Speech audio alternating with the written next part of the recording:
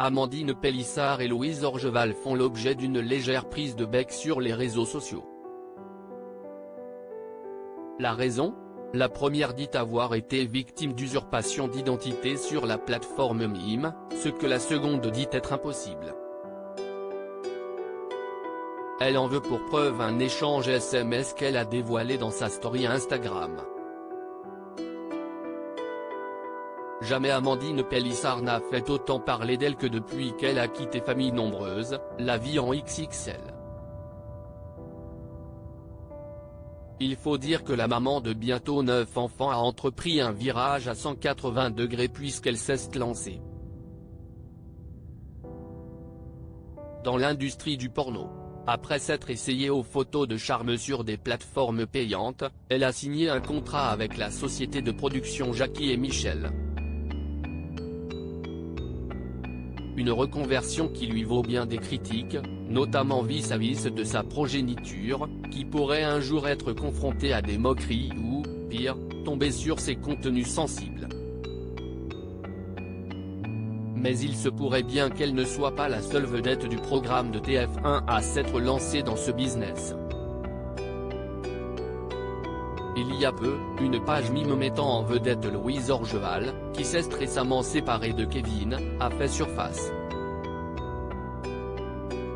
Sur celle-ci, on peut découvrir des clichés très osés de la maman de 6 enfants, dont la description est la suivante: « Le mâle alpha qui sommeille en vous saura-t-il dompter la louve sauvage que je suis ?» Sauf que la principale intéressée nie en être à l'origine.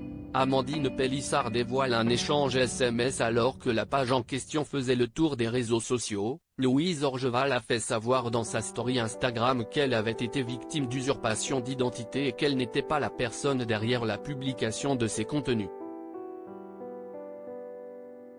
Peu après, Amandine Pélissard a publié un message qui laissait entendre qu'elle ne croyait pas en sa version.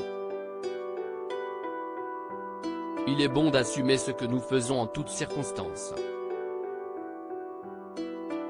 Que certaines y méditent, a en effet écrit la compagne d'Alexandré, qui a toutefois assuré par la suite qu'elle ne parlait pas de la maman de 6 enfants. Cela ne l'a cependant pas empêché de remettre en question la version de Louise Orgeval, expliquant qu'il est, selon elle, impossible d'usurper l'identité de quelqu'un sur Mime.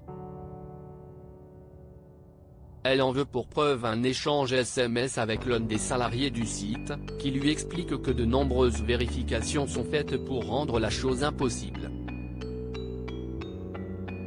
Parmi les pièces demandées, leurs pièces d'identité, un selfie de sécurité, leurs informations personnelles, la validation de leur numéro de téléphone et un compte bancaire à leur nom. Tant d'éléments qui semblent garantir l'authenticité d'un compte. Même si l'autre vedette de Famille Nombreuse, elle, maintient être une victime. Alors, qui dit vrai ? Affaire à suivre.